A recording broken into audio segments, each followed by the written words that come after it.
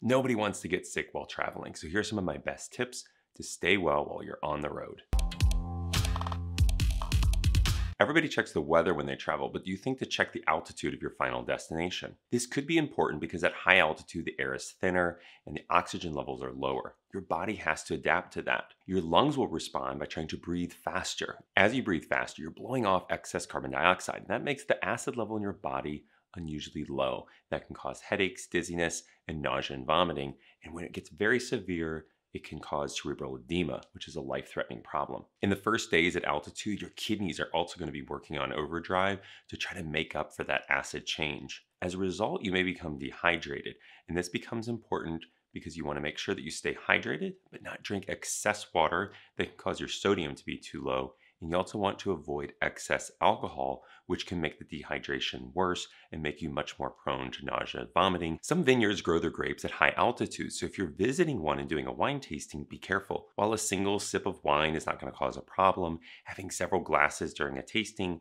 could cause you to have worse altitude sickness. My next tip is to avoid undercooked meat, especially if you're not used to eating it. In France, they eat beef tartare, which is ground up raw meat. And that grinding process mixes up the bacteria that coat the surface of uncooked meat, so it's all mixed in there. And that large amount of bacteria is likely to cause a diarrheal illness. Contrast that with eating a ribeye, in which the center of it has never been exposed to the bacteria. So even if it's undercooked, it's much less likely to cause you any trouble. Some seafood and shellfish are typically eaten raw, and this is important to avoid if you have liver disease or you're immunocompromised. These types of meats should only be eaten raw if they're very good quality and they're very fresh. If I'm looking for a place to have oysters, I want to see a place that's busy because there I know that they're going to be turning over the food quickly enough that it's never sitting out too long to start to fester. My next tip is if you're going to a local grocer or a farmer's market, and you're picking up some fresh fruits and vegetables, make sure you rinse them afterwards. This is important because certain fruits and vegetables can be a source of an outbreak of hepatitis A or other bacterial illnesses, and that can cause either liver disease or a diarrheal illness. It'll also rinse away any pesticides that you won't want to consume. But when rinsing it, make sure that you're using potable water. Just as you wouldn't want to drink non-potable water because it could cause a diarrheal illness,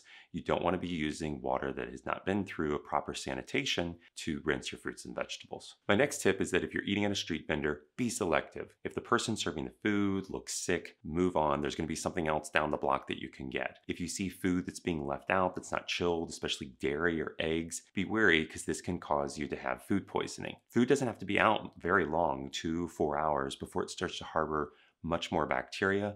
And even if it's afterwards cooked, that bacteria can produce toxins that will not be eliminated through the cooking process and still give you food poisoning afterwards. So be selective with street vendors. This is a gut instinct. It doesn't mean that you need to see their OSHA certificate, but if you feel weary, just keep walking. My final tip is to make sure you're current on vaccines before you travel. There's 3 I want you to think about.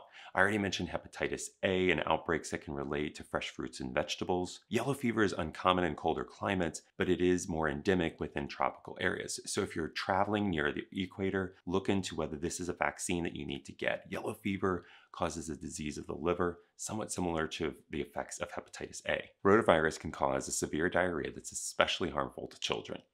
And while it's generally very manageable with IV fluids, if you're traveling to an area that doesn't have a well-developed healthcare system, I'd encourage you to be mindful of whether your child has this vaccine. We'll discuss these illnesses and the vaccines that prevent them in another video, as well as some of the other vaccines that are important for people with GI health conditions to receive. Thank you for your time. I hope you found this helpful. Be safe.